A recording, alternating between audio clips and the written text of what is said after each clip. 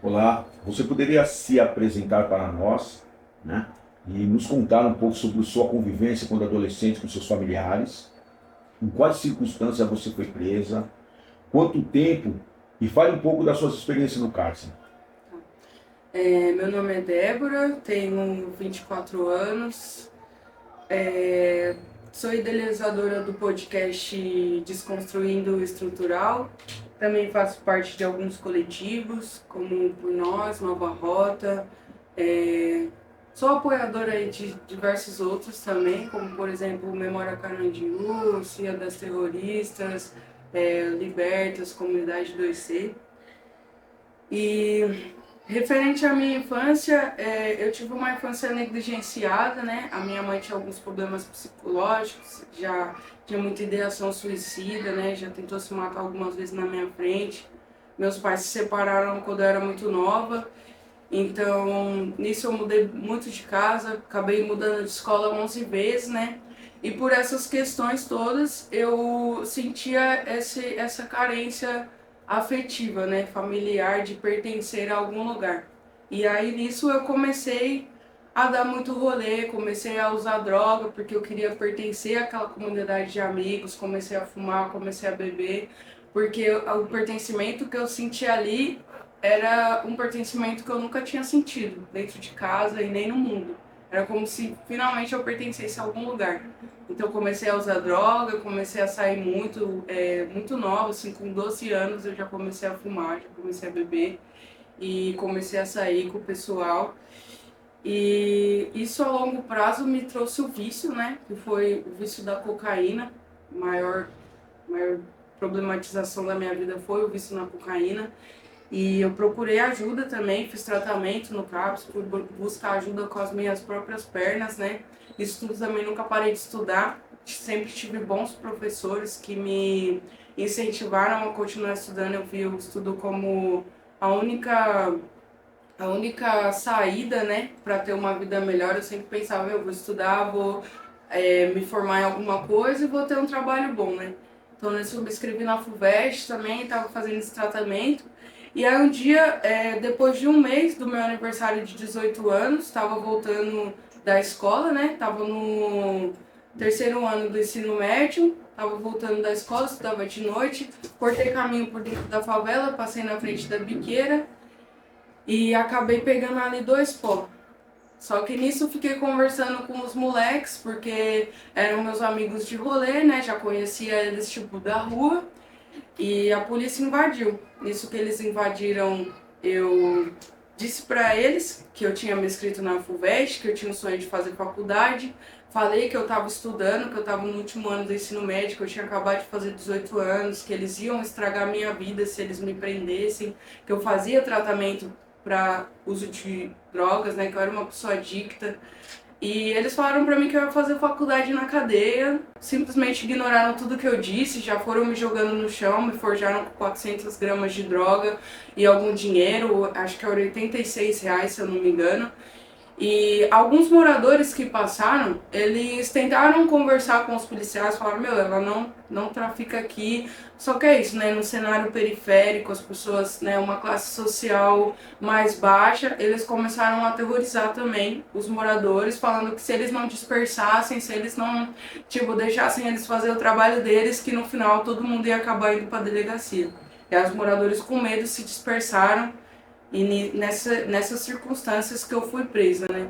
No dia da minha audiência, eu tentei argumentar as mesmas coisas que o juiz, expliquei para a advogada, só que era como se eu não existisse ali. Era como se o juiz só estivesse ouvindo o que os policiais estavam falando. Por mais que na fala deles eles se contradizeram muitas vezes. Principalmente na hora de falar quais circunstâncias eles acharam a droga, porque a droga não estava comigo, foi forjada. Então, nessas circunstâncias, eles se contradizeram em questão de horário, mas mesmo assim, eu falando que eu estudava, que eu tinha feito a inscrição para a FUVEST, eu estando com a inscrição, estando com a minha carteirinha do CAPES, estando com a minha carteirinha do ensino médio, era como se. Que ano que foi? Foi 2017. Fui presa dia 17 de agosto de 2017, dia do aniversário de uma prima minha que eu gosto muito. E Fiquei 3 anos. 3 anos presa. Eu sentia que a minha juventude tinha sido roubada, né? Porque eu tava ali numa fase bem de descoberta mesmo. Tinha acabado de fazer 18 anos. Então, tipo, tudo que eu não podia fazer com menos de 18 eu ia começar a fazer, né? Tudo que eu não podia, mas eu já fazia. Mas eu ia começar a descobrir esse mundo e ia tentar entrar na faculdade, que é uma coisa que eu nunca parei de estudar, por mais que eu fosse adicta, por mais o cenário que eu me encontrasse. Então eu sentia que essa juventude ela foi roubada de mim. E essa construção da fase adulta, pra mim ela foi feita dentro da cadeia. Porque ali foi onde, tipo, eu fui construindo o meu eu adulto. Porque eu fui, pra mim, eu considero que eu fui pra cadeia uma criança ainda. Eu fui o começo da fase adulta. E eu saí já uma jovem adulta da cadeia. Então, a minha construção de pessoa adulta, ela foi feita ali dentro. Então, isso também foi algo que me marcou muito, que me gera traumas até hoje, né? O que você viu dentro da cadeia que você olhou e falou assim, pô, mano, tô no lugar errado? Então, desde quando eu entrei na cadeia, eu não conseguia entender por que eu estava ali.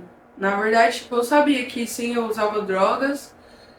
Algumas vezes fiz algumas coisas, tipo, ficar de olheiro, mas nada que em algum momento eu pensasse que eu fosse cair ali. Quando eu pensava, talvez eu seja presa, era quando eu estava de olheiro, que era quando eu era de menor. Pensava, vou para a fundação, se tudo der errado, vou para a Fundação Casa. Mas a partir dos 18 era só o consumo. Então eu nunca imaginei que eu fosse parar ali. Então isso foi um choque pra mim. Foi um choque tipo as condições dentro da prisão, a linguagem, porque é uma linguagem diferente e tipo é um mundo completamente diferente. Quando eu fui parar na cadeia eu não sabia o que era PCC. O pessoal até me zoou porque tinha toda a questão do setor, né? Primeiro você passa pela guarda e aí tem toda aquela descaracterização da sua pessoa.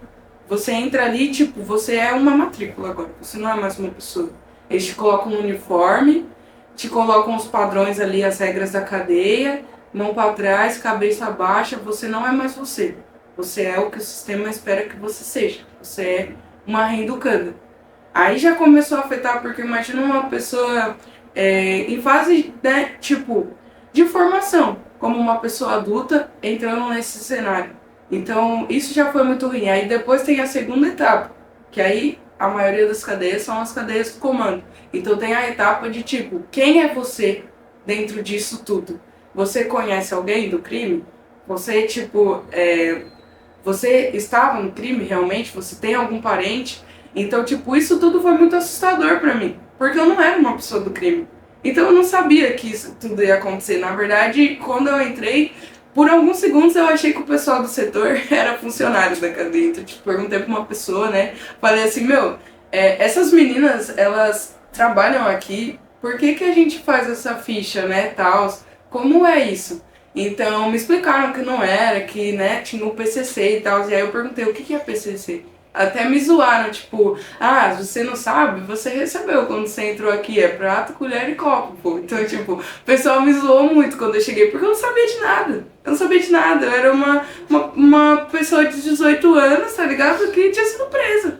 Que tava na escola e, tipo, só usava drogas, mas não tinha conhecimento do mundo do crime. Então, tipo, quando a polícia falou pra mim, você vai fazer na faculdade na cadeia, eu fiz. Eu fiz a faculdade do crime. Porque tudo que eu não sabia quando eu entrei ali, eu passei a saber. Tudo que eu não sabia, tipo, como funcionava o crime, as linguagens, o que era facção, tudo isso eu passei a saber ali dentro.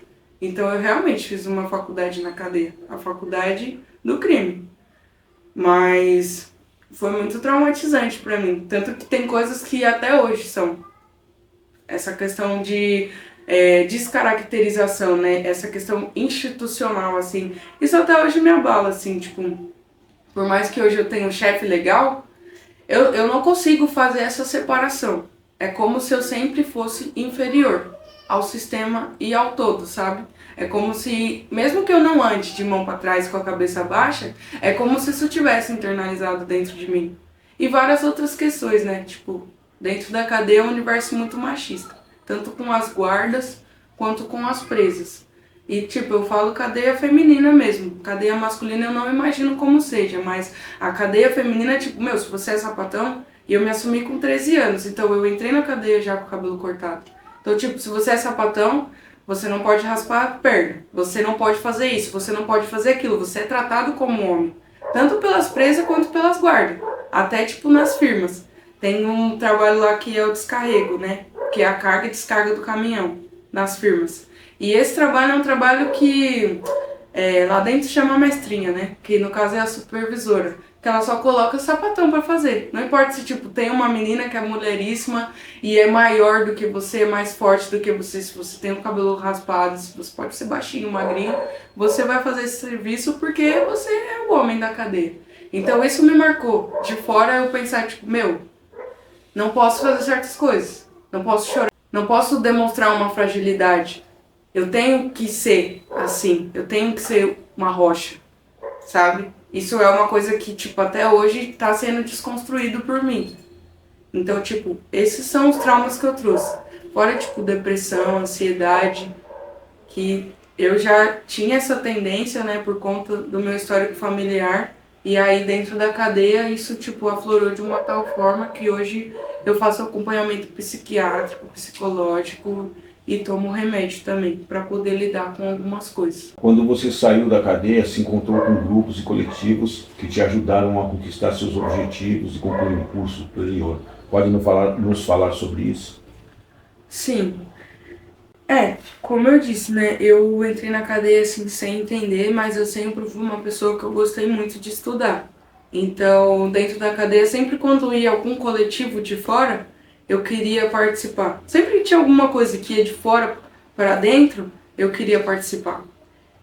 Fora que eu gostava muito de ler, eu sempre fui uma pessoa muito de humanas. Então, eu gostava de ler livros de história, entender todo um contexto.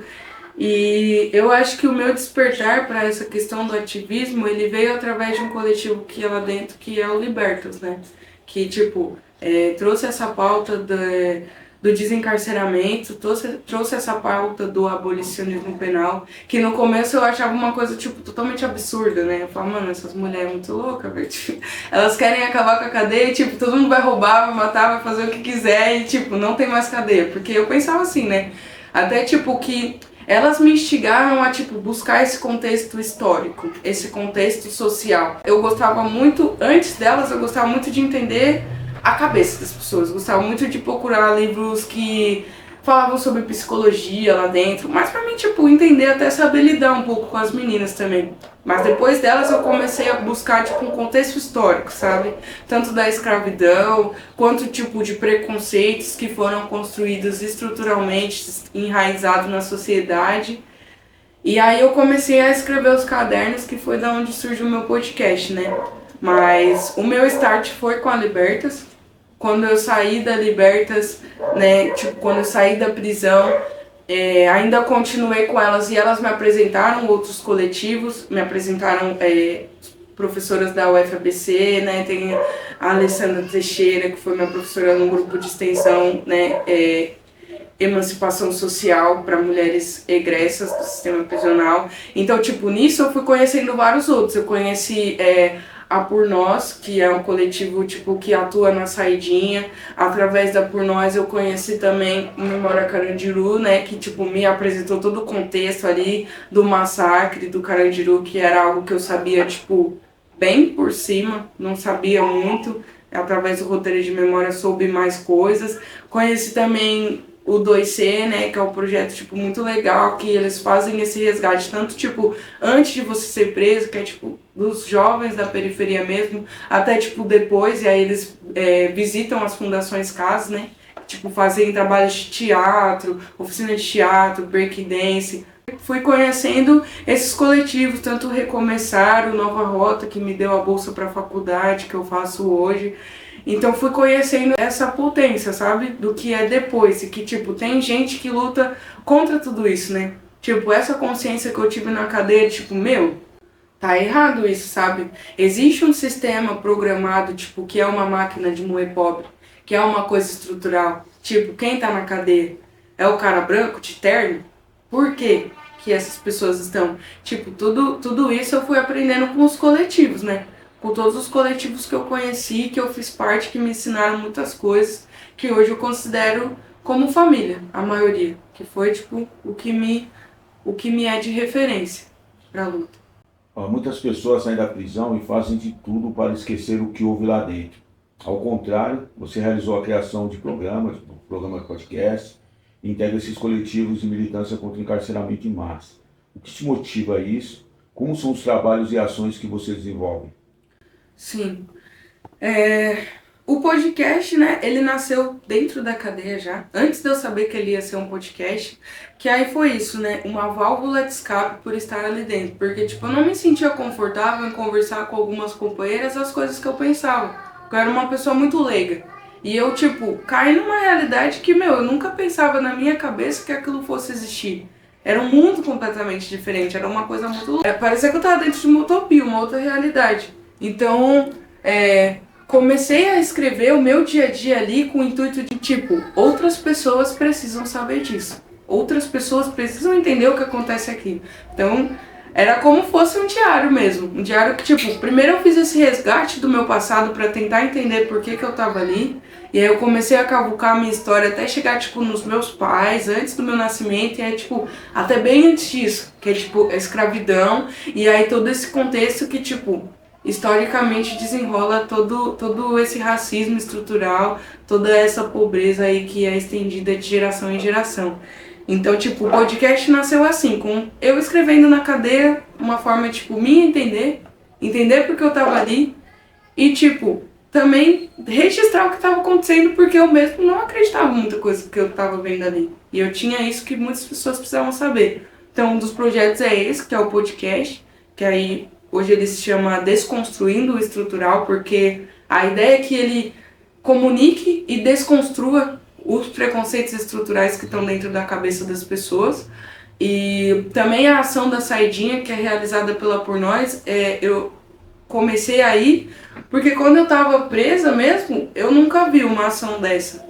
E diversas vezes eu saí e eu não tinha dinheiro para voltar para casa. Dependi, tipo, de pedir para pessoas que estavam saindo também, que às vezes trabalhavam, esperar essa pessoa sair para me poder acompanhar no banco, sabe? Também a questão dos absorventes, já vi muita mina que saiu e, tipo, no dia desceu e a mina, tipo, não tinha, sabe? Então, tipo, isso é uma forma de, tipo, não fizeram por mim, mas eu tenho a chance de fazer diferente, sabe? Todas essas atuações, tipo, tanto o 2C eu fui pouco, mas as ações que eles fazem, as poucas vezes que eu fiz, o resgate que eles fazem, tipo, se existisse algo assim, antes de eu ir parar na cadeia, tipo, eu não sei porque é algo muito programado, né, para certos tipos de pessoa, mas talvez eu não tivesse ido, porque talvez, tipo, fosse aquilo que eu precisasse pra não usar as drogas, ou pra dar uma pausa, sabe, ou pra tomar mais cuidado. Então, no meu ver, é uma reparação que, tipo, é uma reparação histórica e uma devolutiva para a sociedade que, tipo, isso foi muito ruim para mim. E eu espero que isso não aconteça com mais ninguém. Então, o que eu puder fazer para evitar, eu farei. Tanto que, tipo, também o roteiro de memória eu acho que é algo muito importante, porque dá aquele despertar de, tipo, às vezes a gente tem que olhar para trás para ver, tipo, para olhar para frente. Para, tipo, isso não pode se repetir, sabe? Isso aconteceu. O que a gente faz para isso não acontecer novamente? Então, dentro de todos os coletivos que eu conheço, tanto os que eu faço parte como integrante, como os que eu tipo conheço e apoio o trabalho, eu acho que é muito importante nessa questão de reparo e tipo de impacto social. Como que você poderia relatar para nós a sua relação com as presas, né, com as detentas e com as funcionárias? Como que era essa relação? Sim. Com as funcionárias eu não tinha bem uma relação assim. Como eu fui presa muito nova, e tipo, com 18 anos, tipo, com 24 agora eu tenho uma cara meio de criança, mas com 18 eu tinha muito. Então, algumas, tanto as guardas quanto as presas, elas sempre falavam, você parece com meu filho. E aí tinha essa questão, tipo, de parecer com o filho e às vezes querer dar conselho. Com as guardas eu evitava, logicamente, por conta, né, do PCC, das regras da cadeia, então, tipo, procurava não conversar, às vezes elas faziam piadas, assim, né, às vezes elas estavam comendo alguma coisa, me oferecia, mas eu, tipo, procurava manter essa distância, tipo, olha, eu sou presa, você é guarda, tipo, cada um no seu quadrado, sabe? Mas com as presas, tinha essa relação de, tipo, elas assumirem esse papel de mãe, acho que muito pela falta do filho, né? Porque muitas falam, meu, você parece muito com meu filho. E aí é aquilo, né? A pessoa tá presa, com saudade da família e, tipo, tem uma pessoa ali dentro que te remete um familiar seu, um filho seu.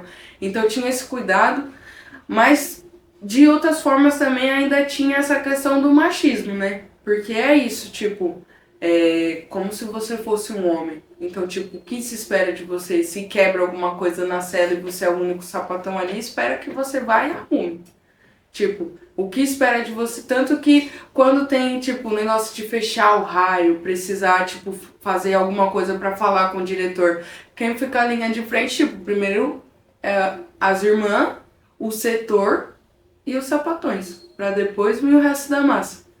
Então, essa foi a relação que eu tive, assim, tanto essa relação de, tipo, essa relação de filho, que muitas me chamavam de filho, falavam que eu parecia os filhos delas e me tratavam como se eu fosse filho delas, tanto essa outra relação de, tipo, é, é um homem.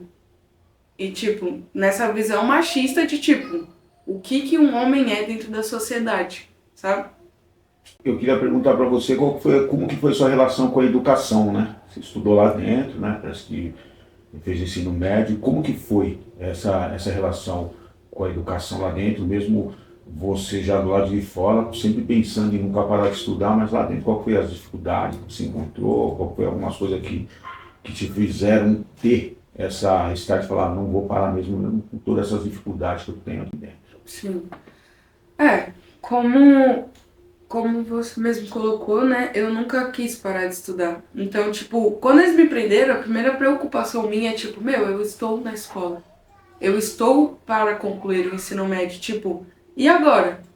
Porque eu sempre tive esse medo. Porque dentro da minha realidade sempre vi jovens da minha idade desistindo e, tipo, né, sendo presos, morrendo. Ou então, tipo, com uma escassez gigante, assim, sendo pais muito cedo. Então, tipo, meu medo era, tipo, não posso parar de estudar, senão isso vai acontecer comigo. E mesmo eu não parando, aconteceu a parte da prisão, né? Mas eu pensava, tá, eu vou sair daqui um dia. E eu, tipo, quero ainda fazer faculdade. Então eu tinha essa sensação de que isso me foi roubado. Então, quando eu descobri que tinha escola dentro da prisão, eu comecei a fazer diversos PPs, né? Que fala que é o pipa que você manda pro diretor, que é o papelzinho que você escreve. Eu falava, tipo, meu, eu tenho 18 anos, eu tava estudando, eu tava na escola, né? Eu fui tirado da escola pra vir pra cá. Só que eu não tenho a intenção de parar de estudar. Então, tipo, isso eu sempre fiquei mandando em Franco da Rocha, que foi o CDP que eu fiquei, eu não consegui nada. Aí fui pra, depois de 6 meses, fui pra penitenciária feminina de Santana, né? Ali, depois de muito tempo, depois de muito encher o saco, eles me colocaram pra estudar, só que foi uma coisa, tipo, que não, quando terminou, não teve certificado, não teve nada, sabe? Não teve um respaldo, sabe? Só foi tipo, ah, acabou.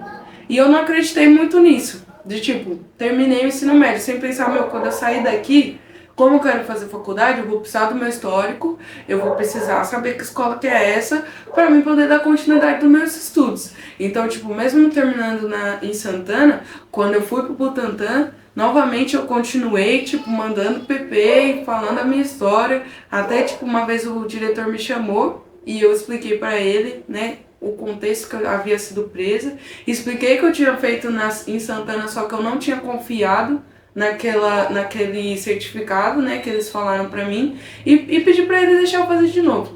E aí ele deixou, os professores eram muito legais, né, não posso falar assim, eram professores mesmos, eles eram professores dessa escola que ia lá dentro.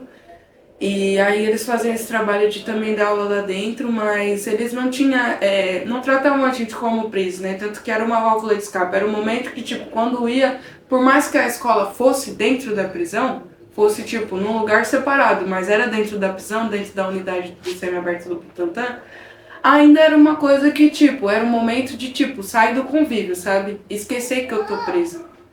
E lá no Butantã teve uma formatura, né? Eles entregaram pra gente o certificado. Depois, quando eu saí, teve essa possibilidade de eu ir na escola, que era uma escola que ficava no Morumbi. Pedro Fonseca é o nome da escola. E aí pude pegar meu histórico, né, para poder dar continuidade nos meus estudos depois que eu consegui a bolsa com Nova Rota, para eu poder entrar na faculdade. Mas, tipo, isso sempre foi muito importante para mim. Mas foi algo que, tipo, eu precisei encher o saco, assim, de tipo, uma hora eles falaram, meu, não aguento mais, sabe? Coloca essa menina na escola porque ela não para de todo dia, chega aqui um PP, sabe? Demorou. O impacto emocional e psicológico, meu. Como a experiência na prisão afetou sua saúde mental, para você enfrentar todas essas situações adversas? Quais a estratégia contra a pressão, o estresse e a pressão psicológica que você usou? Lá dentro eu usava disso, né? De escrever esses relatos em forma de diário, meu dia a dia, em forma de desabafar. E também eu escrevia música. Dentro da cadeia eu tive esse hobby de escrever música. Às vezes a gente ali, entre nós, né, entre as presas mesmo, a gente organizava um show, alguma coisa que tinha, né? Dentro da cadeia tem vários talentos, né? Então, tipo, além de mim, tinha outras meninas que também escreviam música. Então, às vezes a gente, entre nós, organizava ali alguma coisa pra fazer um show, sabe? Isso eram as válvulas de escape que eu usava, né? Tanto o famoso samba na quadra, né? Tipo, que às vezes você vai lá no pátio, aí você pega o balde, começa a tocar, né? E a escrita. A escrita pra mim foi uma coisa muito de tipo. Que era isso, às vezes tinha coisa que eu queria falar com alguém, mas tipo, não tinha com quem falar. Por exemplo, dentro da cadeia, se você é um sapatão relativo ou passivo, você já não é, sabe? Tipo, o pessoal te xinga, é um bullying ali surreal, sabe? E eu sempre fui uma pessoa relativa, então, tipo, isso era uma coisa que eu não podia falar, então isso era uma coisa que eu escrevia, sabe? Eu escrevia, tipo, meu, como eu tenho que controlar o meu corpo e, tipo, até os meus instintos, sabe? Aqui dentro. Tipo, às vezes colocar uma máscara de não ser eu, porque se eu for, eu vou sofrer algum tipo de preconceito. Então eu escrevia muito pra lidar com coisas que não dava pra falar com outras pessoas. Mas, tipo, numa forma de entretenimento ali, a tocação de balde, né? Tantas essas músicas que a gente escrevia e fazia junto, isso era uma das válvulas de escape que eu usava. Tem uma que eu escrevi sobre a cadeia, né? Ela é gigante, assim. Ela é gigante, eu não vou lembrar tudo, mas eu sei que o começo é tipo: tédio, debaixo desse teto. Janelas, na rua enxergo uma parcela. Paredes pintadas, pintura inacabada, chapão, buqueta, quadrado, cadeia. Acordo cedo de manhã já esperando o amanhã, o dia o tempo tá parado, só procuro o meu espaço. Café com leite bem gelado, um pãozinho amassado, mas agradeço a Deus por não estar necessitado. Senhora rindo do outro lado, eu tô vestido de palhaço ou meu nariz tá pintado? Ah, nem ligo não, é só mais um otário. Sentado na alambrada eu avistei uma princesa. Eita riqueza, é só amor de cadeia. Quando teu alvará cantar, ixi, esqueci, mas aí tipo, é a rotina, sabe? Tinha essa e tipo, fazia várias outras, tipo, falando sobre quando eu olhava pela janela e eu via os carros, tipo, tem muitas músicas assim, eu saí da cadeia com mais de 50 músicas autorais, sabe? Qual foi o papel da prisão na sua vida? Só foi me traumatizar, né? Porque eu acho que não precisava, né? Pra mim, sei quem eu sou hoje, eu acho que não precisava. Várias vezes eu já me peguei pensando, tipo, quem seria a Débora se não houvesse a prisão? Ainda mais por conta disso, que eu entrei em uma idade de formação pra fase adulta. Mas eu entendo que, tipo, como eu já era uma pessoa, né, de humanas, por mais que eu não tivesse essa consciência de classe, essa consciência de raça, de negritude histórica, eu sempre gostei muito, né, tipo, das matérias de história, quando o professor fazia provocações políticas, né, ele falava muito sobre o pão e circo, sobre o cenário atual. Então, tipo, eu acho que independente da prisão, uma hora eu chegaria nisso. Questão de estudar e trabalhar, isso eu sempre tive dentro de mim, antes mesmo da prisão. Talvez a prisão seria algo que por algum momento lá dentro, eu pensei que se eu saísse seria melhor pra mim se eu entrasse de vez pro crime mesmo. Porque aí eu conheci o que era um crime e o que era uma facção. E qual eram as oportunidades dentro disso, dentro da realidade que eu vivia. Mas falar que a prisão melhorou alguma coisa em mim ou que ela me deu alguma oportunidade, isso é mentira. Porque às vezes, tipo, é comum, como eu faço publicidade, né? E, tipo, também faço parte de alguns outros projetos que não fazem esse amparar do encarceramento em massa, que faz só essa questão do jovem da periferia. Então, às vezes, eu trocando com essas pessoas, elas falam, tipo, mas de uma certa forma a prisão te ajudou, porque hoje você está assim, né? Hoje você, tipo, faz faculdade, hoje você trabalha. Só que eu acho que independente disso, eu seria uma pessoa que teria feito faculdade, que estaria trabalhando, porque a escola sempre foi algo que esteve presente na minha vida. A vontade de fazer faculdade sempre foi algo que esteve presente na minha vida. Então, eu não acho que a prisão me ajudou de alguma forma. A única coisa que ela causou em mim foi revolta e um monte de trauma, sabe? Só isso. Como foi o processo de reintegração à sociedade com sua liberdade? Quais foram os maiores desafios a serem enfrentados aqui fora? Eu lembro que quando eu saí, né, foi dia 12 de maio de 2020. Inclusive é o dia que vai estrear o meu podcast, né, dia 12 de maio de 2024 agora, que é o dia que cantou meu alvará, né. E eu lembro que tava plena pandemia, assim, tipo, tava lockdown. Então eu saí de uma cadeia meio que pra ir pra outra, sabe? E eu acredito que foi por conta da pandemia que eu saí, né? Mas eu lembro que a sensação que eu tive foi uma sensação parecida que eu acho que foi a que os meus ancestrais tiveram quando teve a falsa abolição. De tipo, beleza, tô solto, mas e agora? O que eu faço? Pra onde que eu vou? Tipo, como é que eu vou arrumar emprego se, tipo, tenho passagem e isso tá aí disponível para qualquer pessoa que pesquisar meu nome completo no Google, ver lá, tipo, no Jus Brasil, o que eu fiz, quanto tempo eu fiquei, sabe? Então, tipo, foi muito essa sensação de, tipo, meu, que legal, tô livre agora.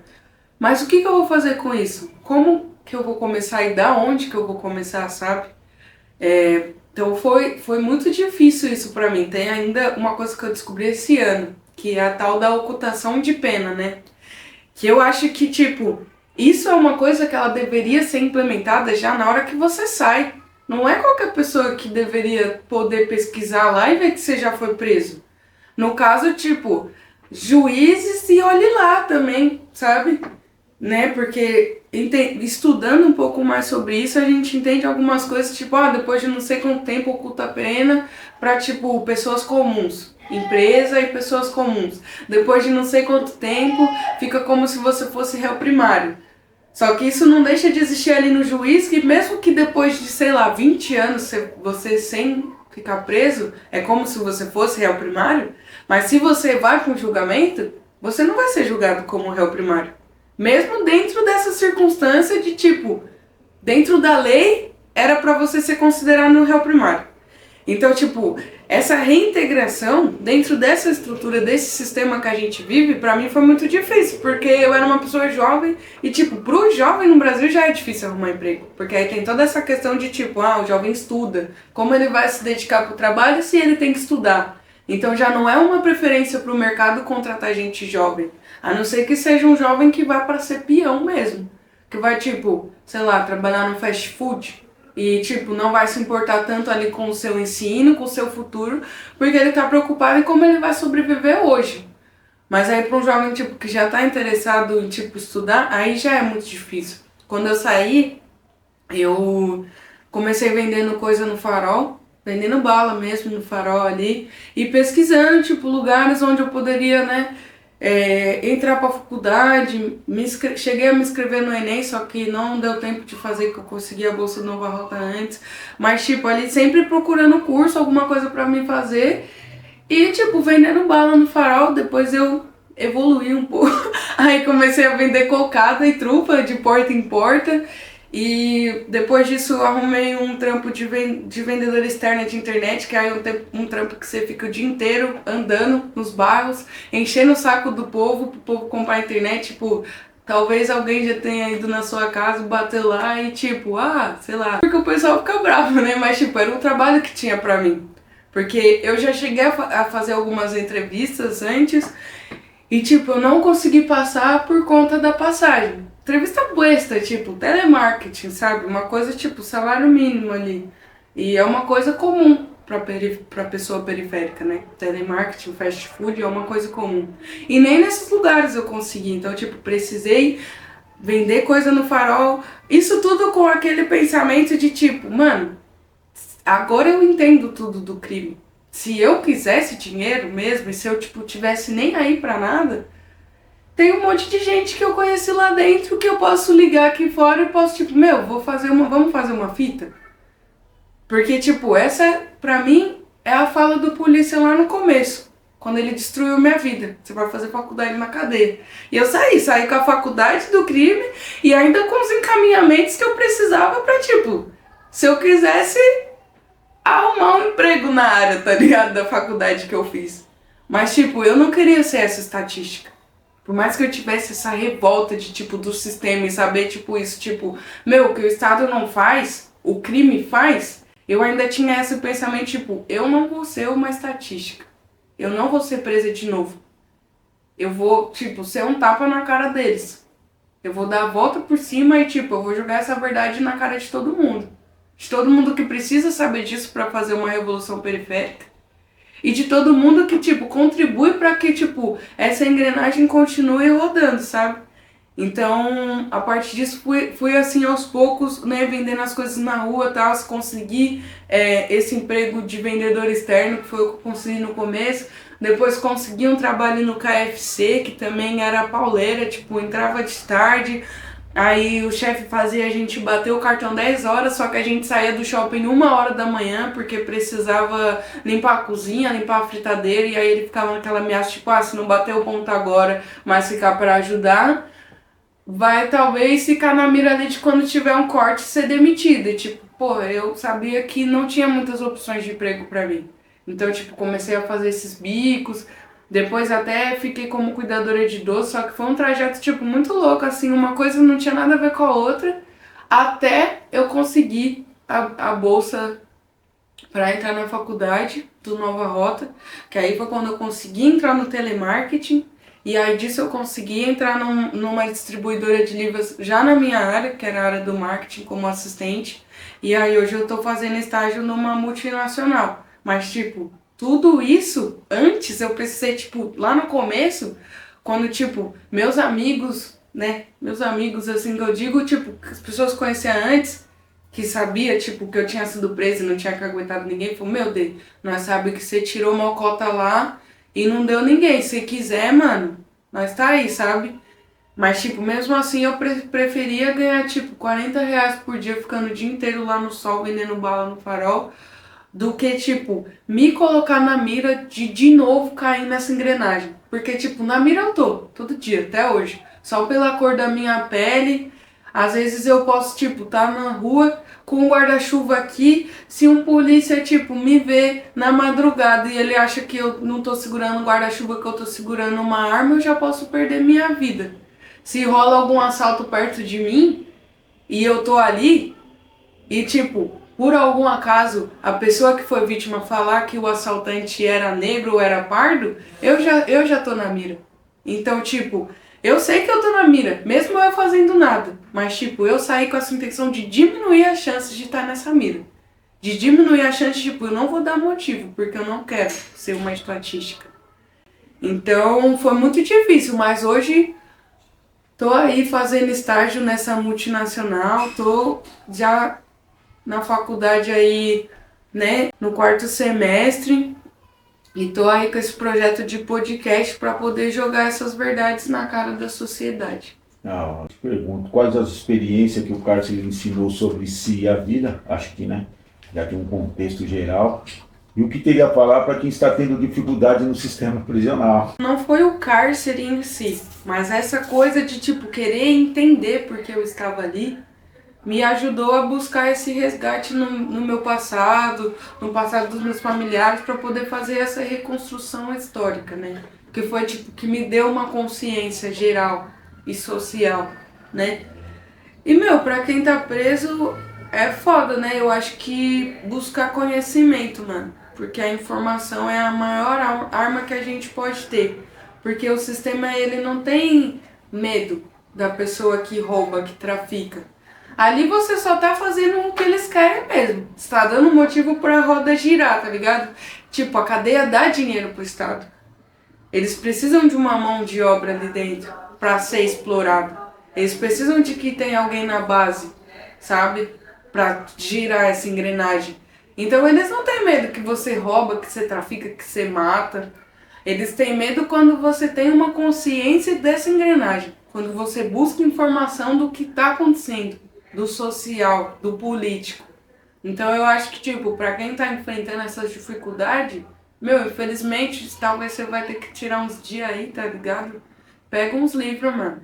Pega uns livros pra ler porque você tem direito desses livros. Na cadeia tem livro de direito que algumas cadeias o diretor não deixa a gente ter acesso, mas a gente tem acesso a esse livro e tipo, a cara de quem tá lá é brigar para ter acesso, para poder entender, é mandar uma carta para a Defensoria Pública, falar assim, ó, tem uns livros aqui a gente não pode ler, sabe? E buscar informação e conhecimento, infelizmente é a única saída, sabe? Eu queria perguntar agora a respeito sobre o massacre na Casa de Detenção de São Paulo, em 1992.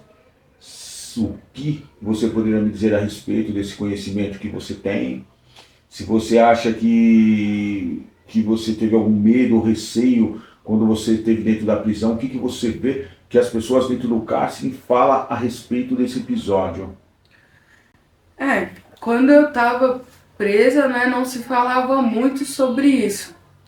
Eu sabia que tinha acontecido, ali onde eu tava, eu sabia que uma parte, né, tinha sido, né, a casa de detenção do Carandiru. Tanto que, tipo, a coisa que mais se falava é, tipo, meu, morreu uma par de gente aqui, tá ligado? Então, tipo, falava muito, tipo, tem um monte de energia negativa aqui, né? Tá? É um ambiente pesado. Mas não se falava, tipo, exatamente do que aconteceu, né?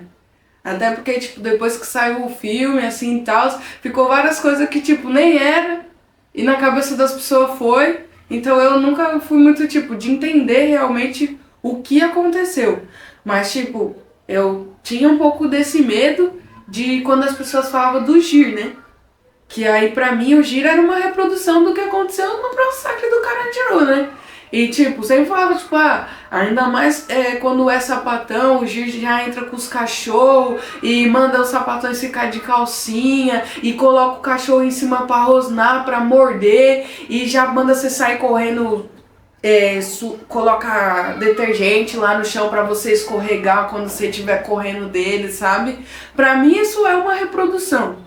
Não é, tipo, o que aconteceu em si, porque o que aconteceu naquela época foi algo muito pesado, foi muitas mortes e, tipo, além do mais, os próprios presos têm que tirar essas pessoas que morreram, isso é muito pesado. Mas de uma certa forma ainda, tipo, isso não acabou porque pra mim isso é um pouco reproduzido na hora que o Gir entra na cadeia. Porque é um terror, é um medo. E é aquele medo de, tipo, às vezes você vai ajudar sua companheira e aí você ficou com medo dos caras te pegar. Tipo, às vezes a menina caiu ali, você quer ajudar ela, só que você tá com medo, tipo, você vai ajudar ela pra pegar ela e os caras vêm bem atrás já, sabe? Então, eu não tinha muitas informações sobre isso, só que o medo que eu tinha era esse do Gir, porque pra mim isso era algo que reproduzia bastante o que aconteceu em 92. Mas depois, quando eu saí, eu fui ter conhecimento mesmo no roteiro de memória, do Memória Carandiru, do que realmente aconteceu. Porque até então eu não sabia muito. Eu só sabia, tipo, meu, aconteceu. Mas eu não sabia, tipo, qual contexto aconteceu. Tipo, até então eu pensava real que, tipo, começou uma briga, os caras entrou lá com choque e matou todo mundo. Mas não tinha a noção completa do que tinha sido. Fui ter só depois que eu saí. E eu gostaria de perguntar para você a pergunta que não quer calar. Você se considera abolicionista penal e por quê? É, isso aí é muito complicado, né? Hoje eu tô aqui com um triplex alugado na minha mente. Porque eu não sei se eu posso dizer, tipo, que eu me considero totalmente abolicionista penal, né? Eu acredito no fim das prisões, no modo que ela está hoje, porque, por exemplo, eu acho que não precisava, sabe? Eu acho que numa questão socioeconômica, que aí entra muito essa parte da criminologia, que é entender os porquês atrás daquele crime, tipo, o que isso historicamente, socialmente tem, que aí, tipo, seria uma reparação histórica, do período até da escravidão. Porque para mim o encarceramento em massa, ele é um reflexo do que aconteceu na escravidão e na pós-abolição, né? Que aí, tipo, pra mim foi aí onde, tipo, nasceu a desigualdade social, a questão das periferias, tipo, o pessoal tinha a lei da vadiagem, tá ligado? Tipo, agora não tem mais a lei da vadiagem, você tá fumando baseado, prende, forja com 1 quilo de droga, é isso mesmo, sabe? Então, tipo, nessas circunstâncias eu acredito numa reparação histórica, numa redução de danos dentro disso. Lógico, tipo, se a pessoa tá traficando, uma responsabilização, mas não algo que seja necessário ir para a prisão. Porque isso tudo é o próprio sistema que fez ser assim.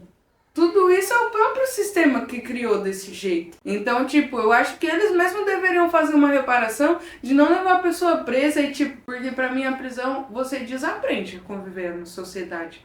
Não tem nada de ser ressocializado ou reeducado. Você vira um bicho, meu. Eu saí da cadeia um bicho, eu não sabia nem atravessar a rua. Eu não sabia conversar com as pessoas. Eu não sabia andar sem estar com a mão pra trás. Eu não sabia, tipo, falar sem olhando no seu olho. Eu falava com a cabeça baixa. Porque lá você fala com o guarda, tipo, para de olhar pra minha cara, olha pro chão. Então, pra mim, tipo, isso não precisa. Mas, por um outro lado, eu acredito que existem crimes que vêm de uma psicopatia. Por exemplo, assassino em série. Como a gente vai responsabilizar essa pessoa sem tirar, né, tipo, a proteção da sociedade? Porque se o cara é um assassino em série, ele é um psicopata.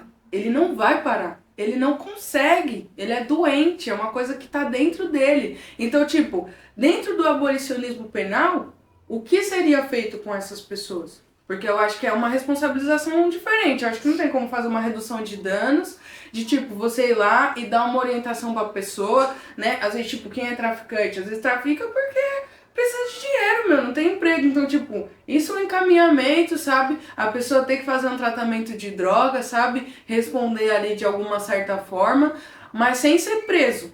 Ser responsabilizado e realmente, tipo, integrado na sociedade, que aí, tipo, é uma reparação histórica deles mesmo. Deles mesmo. Mas aí essas pessoas que têm psicopatia, tipo, o que fará? Como vai proteger a sociedade e restaurar essa pessoa se não tem restauração? Então, tipo, no meu ver, o mais palpável seria, tipo, para alguns casos, como, tipo, coisa de psicopatia, por exemplo, estupro. Pessoa que, meu, um estuprador, dificilmente ele vai conseguir parar de estuprar. Porque é o jeito que ele se sente atraído ali. É um tipo de doença também. Então, será que ele consegue parar de fazer isso? E se ele não consegue, dentro do abolicionismo penal, como essa pessoa vai ser responsabilizada? E aí se eu falar, tipo, eu acredito que essas pessoas, elas deveriam fazer um tratamento em algum hospital só para essas pessoas. Não deixaria de ser um hospital para preso, né? Porque a pessoa cometeu um crime e aí foi para uma reabilitação no hospital. Mas provavelmente essa psicopatia não vai sair dela. Então ela vai ser presa. Então nesse quesito, não sei se eu posso dizer que totalmente eu sou abolicionismo penal. Mas tipo, dentro dessa questão de tipo roubo, tráfico, sabe? Estelionatário, todas essas outras questões, eu acho que tudo isso mesmo foi foi o próprio sistema que procurou. E as pessoas automaticamente caçam um jeito de sobreviver no meio dessa loucura, meu. E aí nisso sim eu acredito que deveria existir o abolicionismo penal, sabe? Pergunto para você, quem é você hoje e quais seus planos futuros? Mês que vem, né, vou fazer 25 anos. Hoje eu tô aí no quarto semestre, né, da faculdade já. Tô trabalhando nessa empresa que eu falei. Dentro disso, né, como eu faço publicidade, hoje eu me enxergo como uma comunicadora. E o meu papel dentro da comunicação eu vejo como isso, de jogar a verdade na cara das pessoas, sabe? Onde eu trabalho, tipo, é uma agência de publicidade, então, tipo, até lá eu procuro, tipo, de uma certa forma, colocar os meus valores. Por exemplo, tipo, vai decidir a cor da pessoa ali que vai fazer. Tipo, coloco uma pessoa negra, sabe? As pessoas precisam se sentir representadas. Por mais que, tipo, no fim, algumas pessoas dizem, mas publicitário, capitalista, né? Tá incentivando as pessoas a comprar. Mas é o que tá aí na nossa cara. É o que aparece pra gente. É o que a gente se identifica. Então, tipo, de uma certa forma, dentro disso, colocar a representatividade para quem não é representado dentro do meu trabalho. Porque eu acho que a militância é isso. Ela não é só o que você faz em coletivo, mas é o seu dia a dia no seu individual. Que dentro do nosso dia a dia, quando a gente acredita no mundo melhor, a gente acredita em, tipo, todas as pessoas terem os seus direitos civis e os seus direitos como ser humano resguardado, né? A gente aplica aquilo no nosso dia a dia. Então eu hoje, Débora, eu sou uma pessoa que, independente dos coletivos, eu procuro no meu dia a dia o que eu posso fazer em relação a isso, no meu convívio com as pessoas, no meu convívio com os outros coletivos, no meu convívio, tipo, se eu puder ajudar alguém, como eu posso ajudar. Mas dentro disso também, um dos meus projetos futuros que já está acontecendo é o podcast, né? Que é um jeito de, tipo, o maior intuito desse podcast é furar as bolhas das pessoas, porque hoje, com o avanço da internet, também existe uma coisa que, tipo, tá cada um dentro da sua própria realidade. E como, tipo, hoje eu me vejo como uma pessoa que eu consigo circular entre esses dois mundos, tanto do mundo da galera da periferia, quanto do mundo da galera que tá dentro de uma bolha totalmente diferente, porque, tipo, por exemplo, eu trabalho ali na cidade de Jardins, meu, tipo, mano, meu chefe, ele ganha 50 mil por mês. Ele não sabe o que é algumas coisas, né? Outro dia eu tava conversando com uma pessoa que, tipo, não sabia que tinha casa de taipa, tá ligado? Que tinha casa de madeira. Então, tipo, dentro disso, ainda, por exemplo, outro dia eu tava conversando com uma egressa que é amiga minha, aí ela foi lá em casa e ela perguntou, você não tá trabalhando? Eu falei assim, mano, tô trabalhando de home office. Ela olhou pra minha cara, que é isso? Não sabe, mano. Então, tipo, como eu tô dentro, tipo, como eu consigo hoje em dia circular dentro desses dois lugares, o meu intuito é, tipo, com a comunicação fazer esse choque de realidade. Tanto das pessoas, tipo, que tá fora disso, que tem dinheiro pra fazer algo, pra ajudar, quanto das pessoas que, tipo, não tem acesso a algumas informações e precisa, pra você fazer uma revolução, a partir de alguma coisa, você precisa ter acesso à informação de que aquilo é possível. Então, tipo, o meu maior intuito como comunicadora hoje, o meu maior sonho é fazer esse choque de, tipo, incomodar o pessoal que tem os seus privilégios, a ponto deles pensarem, isso não é justo, eu preciso fazer alguma coisa porque tá sobrando pra mim e tá faltando pro outro. E, tipo, pra quem não tem, tipo, não sabia que isso existia. Eu quero ir atrás disso. Eu quero ir atrás, tipo, dessa qualidade de vida que eu não sabia que eu poderia ter. Então, aí o meu projeto agora tá sendo esse podcast, né? E dentro disso fazer esse choque, esse impacto. E futuramente fazer alguns zines também, convidar pessoas, tipo, com histórias diferentes, com informações também, espaço. Porque o propósito maior é a informação, mais ainda do que, tipo, a verba, porque a verba é mais, tipo, tô com um convidado aqui e ele tem um projeto que fomenta a periferia, é, tipo, fazer com que os ouvintes ajudem essa pessoa.